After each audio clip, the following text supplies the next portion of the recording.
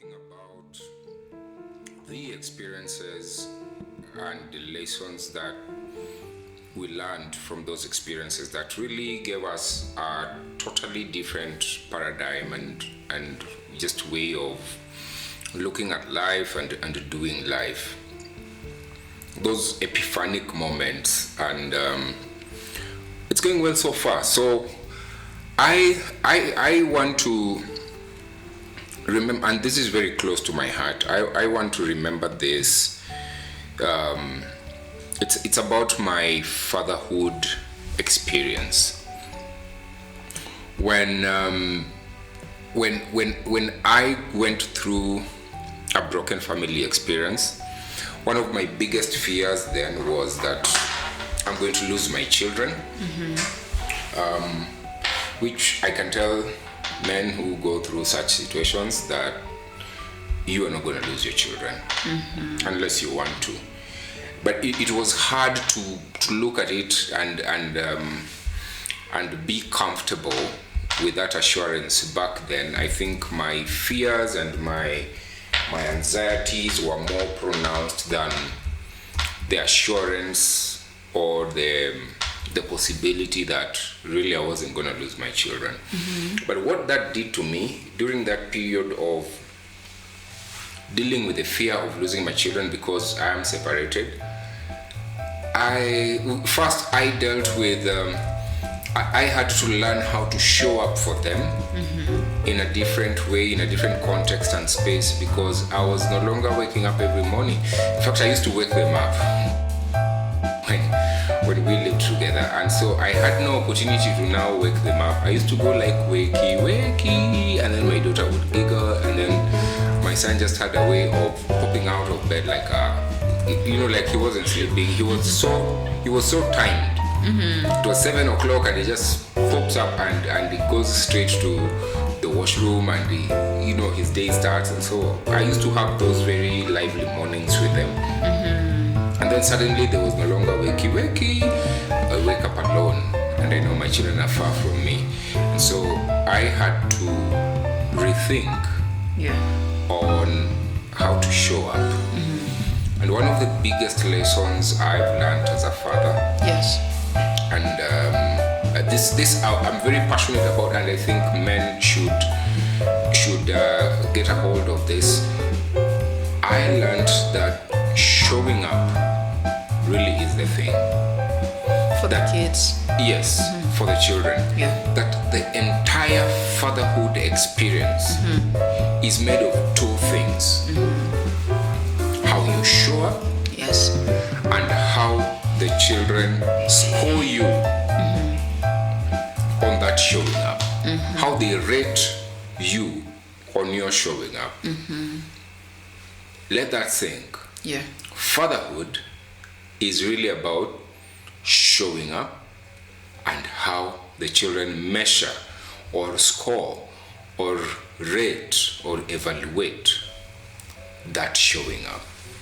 Anything else outside that is irrelevant, inconsequential, and if I may add, useless. It doesn't really matter.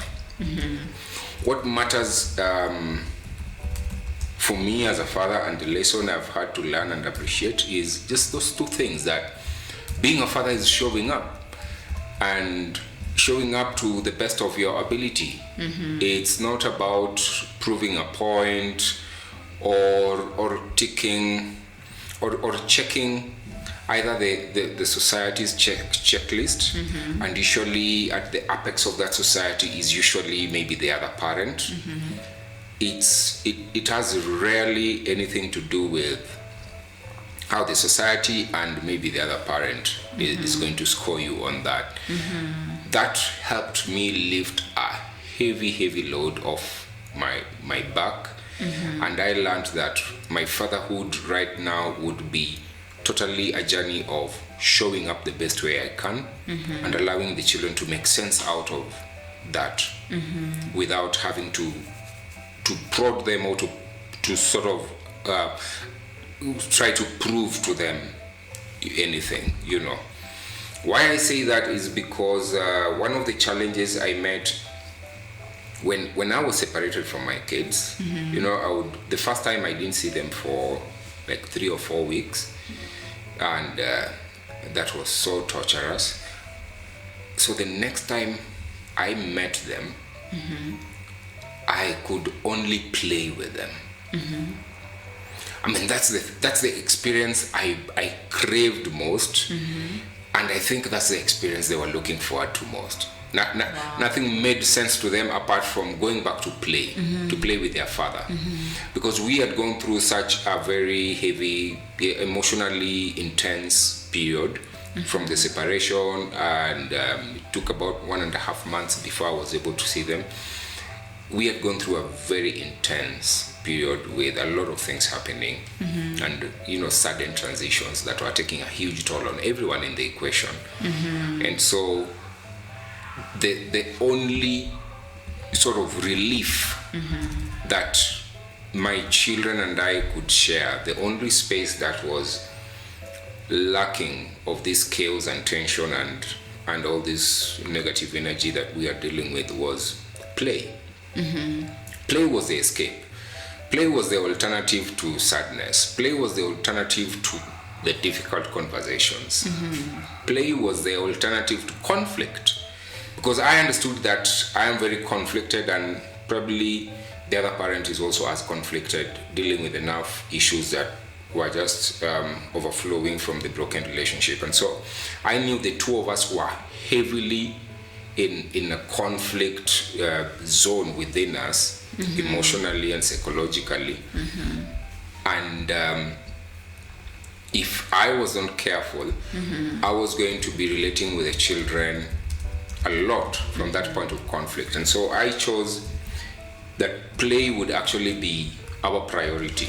Now, when I did that, I got a lot of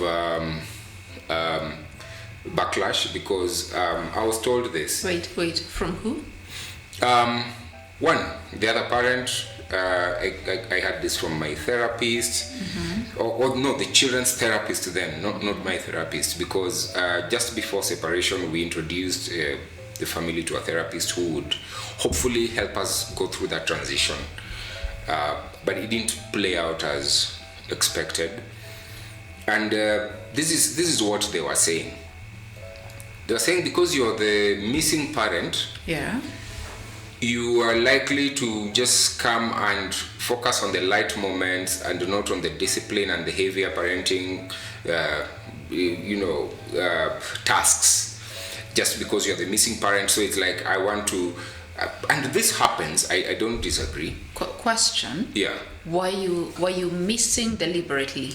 I wasn't. I mean, the kids were kept away from me. It was high conflict then. I mean, she took off with the kids, went out of town. I wasn't able to access them. Once in a while, we would speak on phone, and that was heavily moderated. So I was missing in the scene because I was actually held back. Why do you think she did that? Absolutely, I don't know, and I rarely want to go into why she did that. She probably had her own fears, and I don't know. And I'm not gonna validate or invalidate them. I just think, and I see this as a pattern, because I've been in situations with other families who go through the same. I see it as a very common pattern.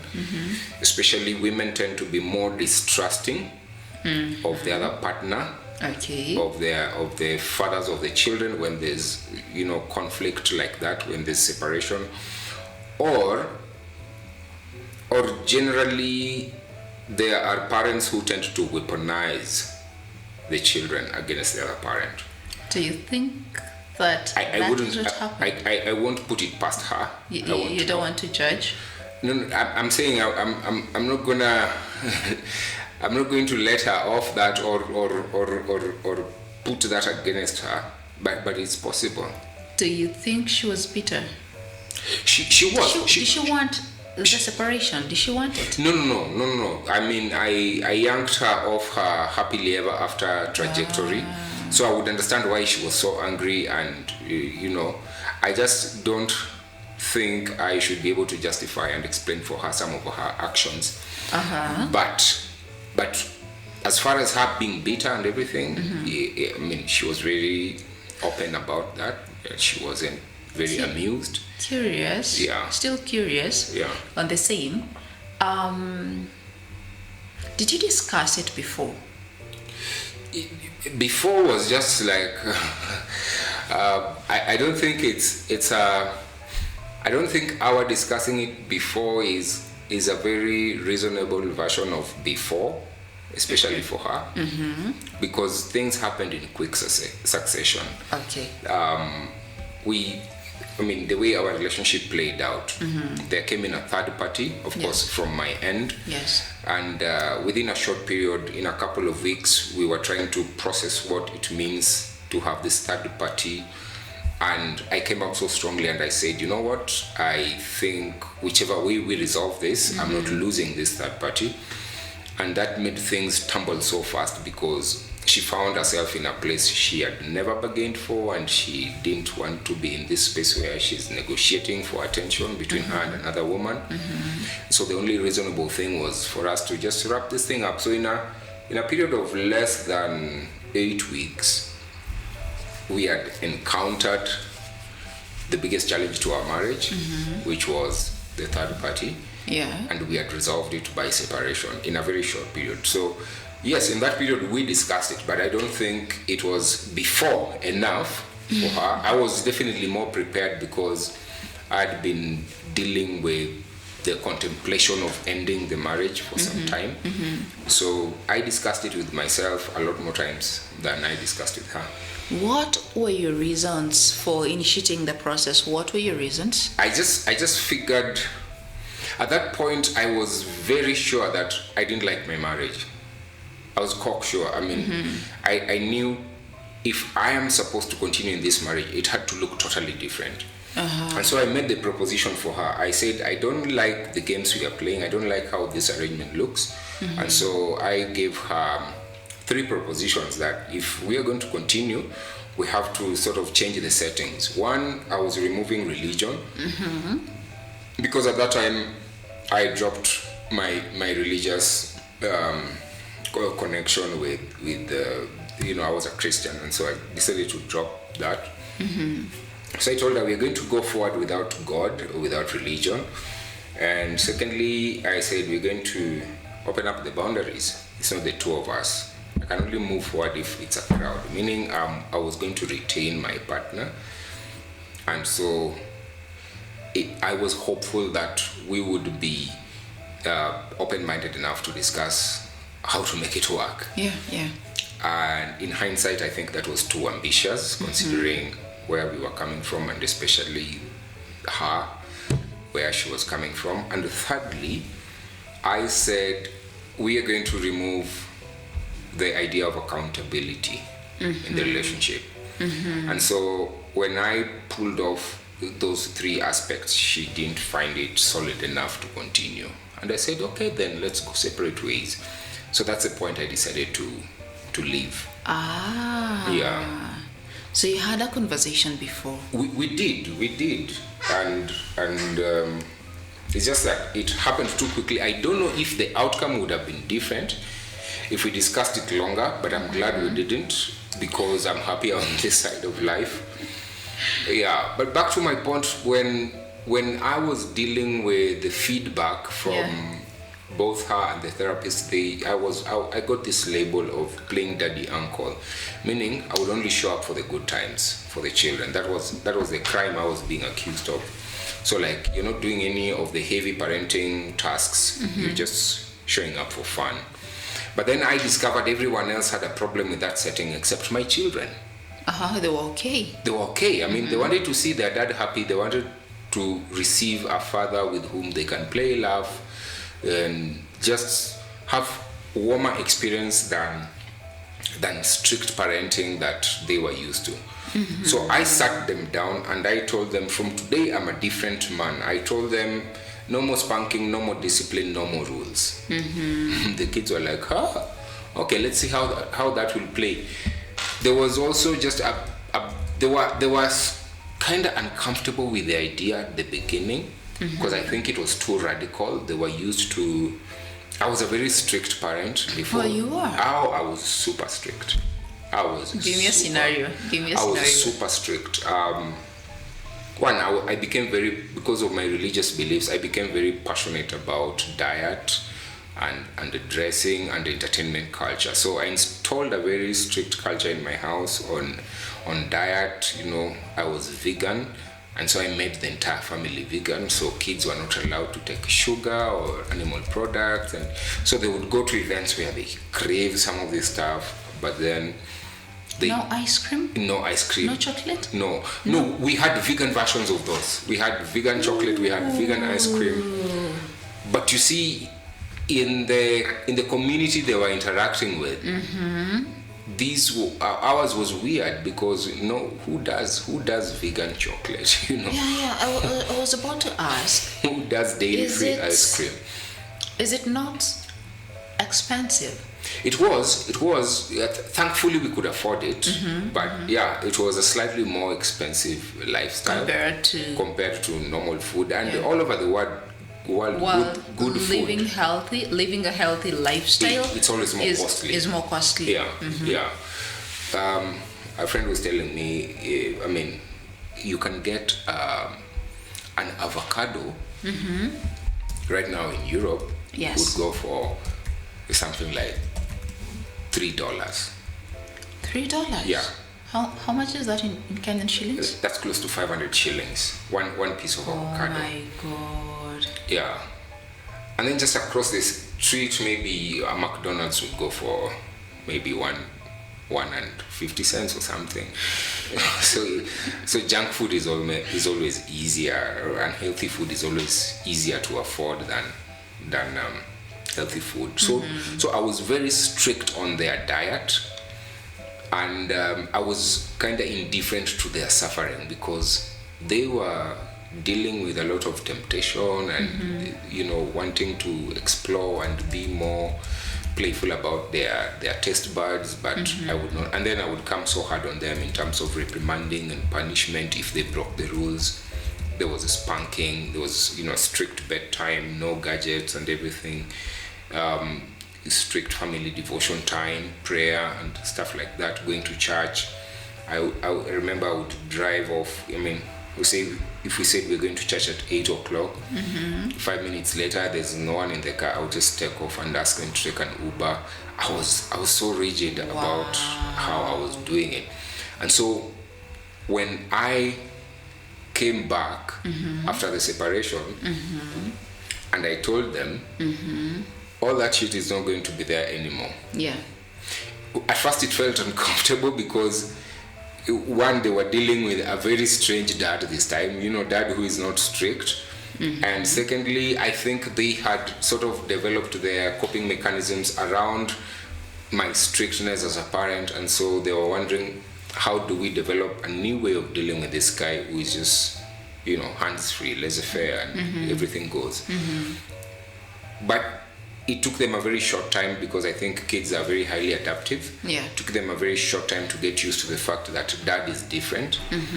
And that is when I think my fatherhood experiences started becoming so fulfilling. And I realized the more I trusted them, the more I showed up and showed them that I trusted them, the more connected we became. And so I settled pretty well in with the idea of, let me be called daddy uncle, as long as I'm showing up, and the people who I am showing up for were giving me a totally different score on that subject. And they still do. I think, they always look forward to spend time with me, and we have very, very enriching experiences. We have better conversations than we had 3 years ago. And I think we have a more fulfilling level of connectedness that I decided to drop the shame of being seen as the daddy uncle, the one who always shows up for good times only. Part of what made me comfortable with that is I realized kids are only looking for good times. Absolutely, they are only looking for good times. They don't want they don't care about how seriously we take life. Yeah. And I think we take life unnecessarily too serious. Yeah. So and it's not for them. And it's not for them. It's for adults. It's for adults. And you see, I was at this place where my adulting script had crumbled so badly. I had no confidence or justification as to why I should continue with that script, especially imposing it on them. I knew living life, I knew at least by that time from experience that living life by the rules doesn't fucking work. And so I have no reason to impose this on my kids. On your kids. Yeah, so I said, I am just going to show up and let the kids tell me how to do the thing, because really parenting is about them. So that gave me a totally different paradigm that has really empowered our level of connection.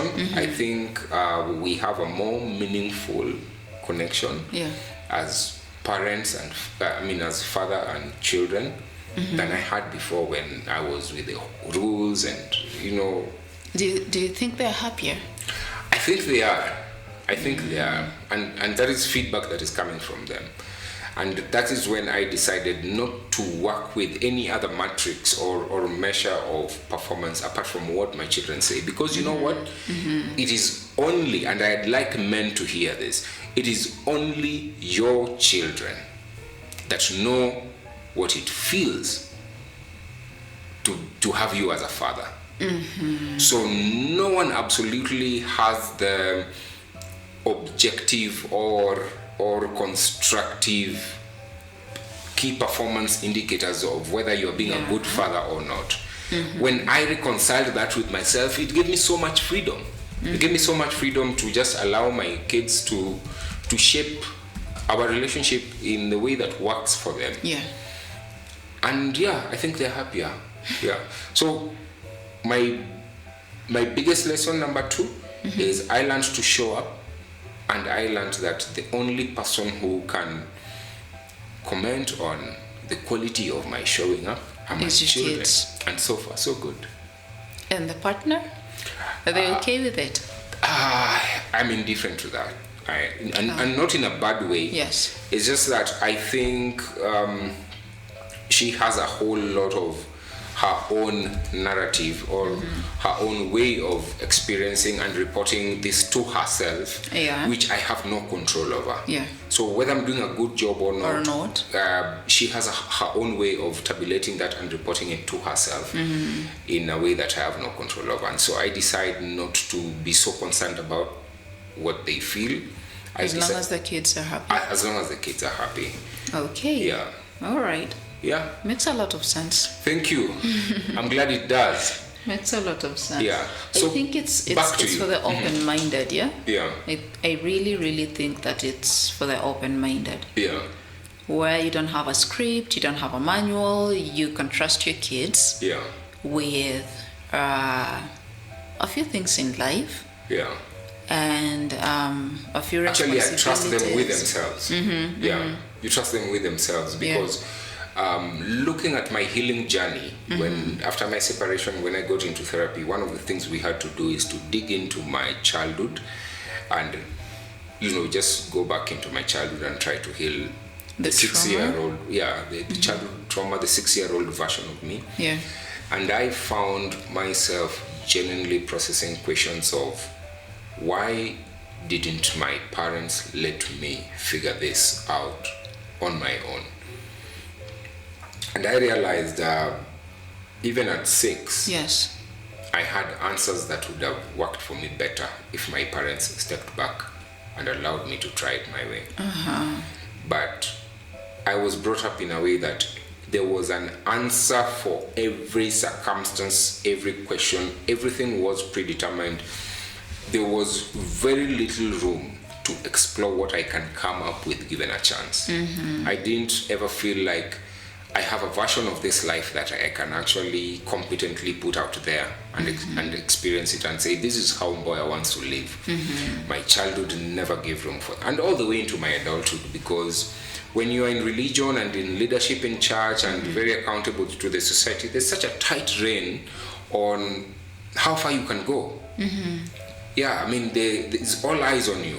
So you are supposed to behave like a church elder, you're supposed to behave like a husband, supposed to behave like a moral role model and all that. So that gave me very little room to be authentic.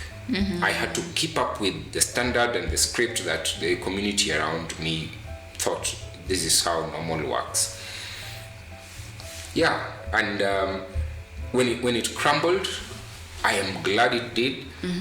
I was able to redefine even my fatherhood experience in such a profound and useful way. Yeah. Wow. Yeah. Good job. Yep. So, yeah, back to you. Question? No, ask. No, I'm done. I don't know what your thoughts are, especially because you have not necessarily undertaken parenting experiences in a very direct way like some of us have done. No, I haven't. I don't know, what are your feelings around parenting and motherhood and fatherhood? Wow. Yeah. So one of the first things that I'd like to say, and I have observed, is for the women, for ladies. I have always felt like, in as much as when you go to social media, you read a lot of, you need to get your kids at an early age and phase of life. For me, the question has always been, at this early phase of life, when you are in your 20s, can you really take care of a kid? Really, can you process their emotions? Can you process the emotions of their father? Can you handle the fact that maybe at some point all you'll have to be to the other person is a baby mama? Can you handle the fact that you are literally giving up your youth to take care of somebody else? For me, those are usually the questions. It is not a bad idea to have them at that age, but what can you provide to a child at that age? Right? And people console themselves. I say kids are a blessing. It's written somewhere. I say I have taken care of kids. From when I was about, how old was I when I first started taking care of kids? I think I was maybe 16. Yes. And I've seen them grow. Now they call me auntie, and I've seen the difficulties and challenges that come with parenting. So it is the one thing I avoided during those phases of my life when I was trying to find out who Leah is, define my career path, define my ambition, define my future. So for me, I'd say it is a journey I'm yet to undertake. I feel almost ready to give life to somebody. But I hate the consolation that the women who have had kids at a tender age, where you just give up your youth, give to the ones who didn't do that, and the stigma, and when you try to bring up a topic like don't be average, strive to have the best in life, strive for this, strive for that, even if you're going to be a mom, I would like you to offer your children a better life than maybe your parents offered you, right? It comes at a price. And I'm only saying this to women because I see a lot of posts surrounding single mothers struggling with their kids, and because mzee or the father walked away, Question is, before we have these kids, do we ever discuss the topic? I think that people don't discuss it. you know. We don't. I mean, both my kids were oops babies. Yeah, you're having fun and then they show up. Yeah. You're like, okay, we're married. They've come. It's different when you're married. Yeah. It's way different. But when you're married, it's really okay. Still, I think it should be discussed before they pop up. But when you are married, I think that it's safer than when you're not married. Oh, okay. When you're not committed to each other. When you've not discussed anything, you know. Yeah. When there's literally nothing you can offer each other. Yeah. When the man knows in his heart that, honestly, I can't offer her anything. Yeah. But the women, we want to be grounded. We really want that. I want that. Yeah. I want a family. I want to have kids. You know, it's the long-term thing for me eventually. Even as I pursue my career and my dreams and my everything, you know, I want to travel the world, I want to do this, I want to do that. Yeah. But eventually, I'd like to see a mini-me somewhere. So I think that maybe women should begin to ask questions, you know. Yeah. Why are we here? Why are we in this relationship? What are we doing? We can just be honest with each other. Are we just having fun? Do you think that eventually we'll get married? Is marriage even something that you want eventually? Yeah. As a man? Instead of being in a relationship blindly, you know, and just thinking that we are vibing, it's okay, I can change him. Maybe we want the same thing based on the fact that we interacted sexually, you know, exchanged hormones. And now we're in a relationship, which I call a situationship. Yeah. So unless we discuss this, unless we say, so we are exclusive, this is a relationship, we're going to work on our finances, career, we are going to get married, and then probably have kids, I think it's not safe still. Okay. Yeah, for me. But I hear you, and I just want to throw spanner into the works here. First, I think it's a really good idea for prospecting parents to really talk about it.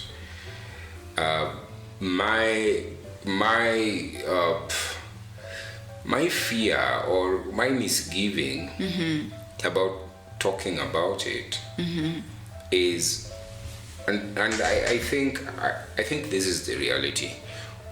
Whatever you talk about, whether you're married or not, whatever you talk about in preparation for those kids, none of that shit is about the children.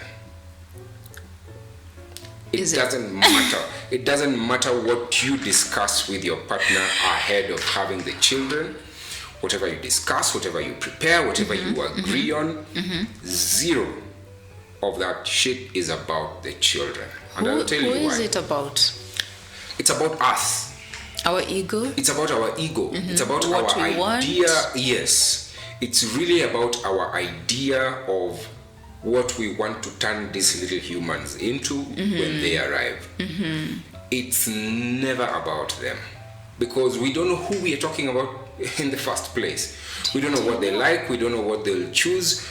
The schools we choose, the decor we put in the room, the colors we choose, and we decide, oh, it's a girl, we're going to put pink. I mean, do you know where I got the word ego from? Yeah. When it comes to deciding whether we want kids or not, my younger sister, she studied psychology and said, you know what, we are so narcissistic.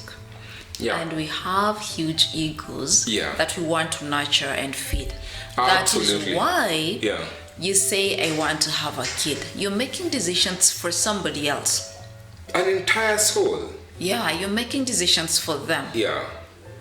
They didn't tell you that they want to be here. They did not tell you that they want to be here. Yeah, they didn't ask for none of that. Yeah, you just want to feed and nurture your ego and bring life into this world.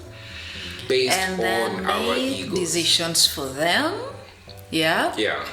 And so when I asked her, do you think it's the right time for me to now start trying, to have a baby? Yeah. Man, she called me immediately. Like, immediately. I finished typing. Yo, do you think it's the right time for me to start trying to have a baby, she called. Hey, Leah, take a foolscap or a notebook and a pen. List for me reasons why you want a baby. Good challenge. Yeah, she did that. And she said, you know what? I have for myself. I have babies. That's our last one. And she just said, do you think these are just decorations? You know, you think they're now grown, they're tall, they're pretty. That was a good check right there. They're pretty. Now you look at them and admire them. Yeah. I want you to picture this as you write that list for me. Yeah. You are pregnant. The man is not in the picture. You have to go into that ward alone. Yeah. Because some of us will not be there with you. Yeah. We'll wish you the best. We're not going to be there. Yeah. The man will blue tick you at that moment. It happens at some point. Quite a lot. Yeah. That is the moment the man will decide that, oopsie, I don't want to have a baby. Kumbe didn't want to have a baby after all. Yeah. I want you to prepare yourself psychologically, because you think that these are decorations. If I were to go back, I'm telling you, if I were to go back, I'd have none. I'd have zero. And I agree with her. My journey. I've been there myself. I agree with her. Looking back, and I say, if someone was to give me the last 14 years of my life again, the last thing I want to do is to introduce humans who I have no idea what to do with them. So, you know, once they're here, we're just winging it, because you never know whether you're doing the right thing or not. And you chose to bring them into this world. We chose to bring them into this world, a world that we are yet to figure out. Even us, we are not. We don't even know what we are doing. We don't even know what we are other doing. day. And then we're inviting more people into this mess. And I'm really totally proud of my children. I totally love them. Yeah. But I have seen the kind of presence of me that it takes to show up for them. And I ask myself, who wants to sign up for this? You know, because no matter how proper you show up, there's still a huge margin of inadequacy that is always just lingering, because you never really know. This is an autonomous soul. They are here on their own terms as much as you're the one who invited them. They have their own way of wanting to realize life. You will never have access to that information. Even if they verbalize it, you will not get it as much as they feel it. Yeah. So whatever you do, most of the time you're hitting misses. And those are too many misses, especially to juggle with someone's life. Yeah, if I were to do it again, I agree with your sister. I would just say pass. Reset. Yeah. Reset. I would say pass. Zero. Yeah, and I'm sure they would be happier in the before life, wherever they were before they. Than in the present life. Yeah. Oh my God. Yeah. Wow. You guys are scaring me. It is scary. You're scaring me. It is scary. This is a question. I like the kind of questions she was asking you, and this is what I would ask prospecting parents. Yeah. First, yes, why? And the moment they start explaining this more than anything beyond the need to just procreate. Yeah. And have a lineage. I think it's worth flagging at that point. The moment they go beyond those reasons. Reason is the main function of the main biological or evolutionary function of parenting is really just to propagate the species. Yeah. And then once they are here, like the rest of nature does, it's only humans who bring up their young ones. The rest of living world doesn't bring up their young ones. They nurture, and there's a difference. You don't find a chimpanzee with a set of ideas of how to be a chimpanzee handing over to the child. You don't find them inventing programs and rules and structures of behavior and social kind of coexistence. Yeah. You don't find bacteria doing that. You don't find any life on Earth structuring how to bring up their offspring. It's only humans who do that. And so much for our intelligence. Now we do that, and 99% of the time we end up with broken products. We just hand over to them what has not worked for us. And so I think the most objective and I think the most constructive approach to parenting is to just give birth and let them be. Without sets of rules? Not even rules, no worldview, because they don't need that shit. Look at it this way. The most difficult part of you being you, you did it alone. Yes. And guess what? That was between conception up to the day you are dilating at 2 centimeters and what the contraction, whatever the labor terminology, but between when you are conceived and when you are born, those 42 weeks, that was the most difficult job anyone can ever do. Moving from an egg to a zygote to an embryo to fetus and finally coming out as a full-blown human being, it is the most complex, the most advanced human undertaking. And you did it without anyone's ideas in your mother's womb. And now, when you come out, now that you've done the most difficult part, we feel like we know better than you, and now we are taking over. We start giving you a name which you didn't ask for. We start giving you a dress code, we start giving you a culture, we start giving you an identity, we give you a religion, we give you a lifestyle, we give you everything that you didn't ask for.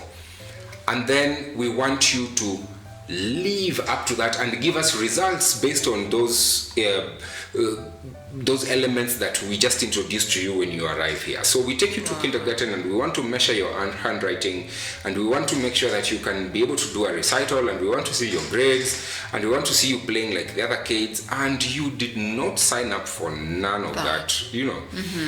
And so I think even the best parenting methods, as long as there's a method, as long as there's a thought to it, it is all bullshit.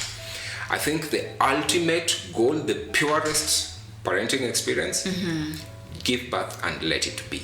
I am yet to meet one parent who is that brave. Let my people be. And even with these sets of rules, do you know that eventually, when they get to a certain age, the ones who disappoint you just disappoint you. It never works. They disappoint you, and you begin to ask yourself, what did I not do? Or what did I do? What did I do that was wrong?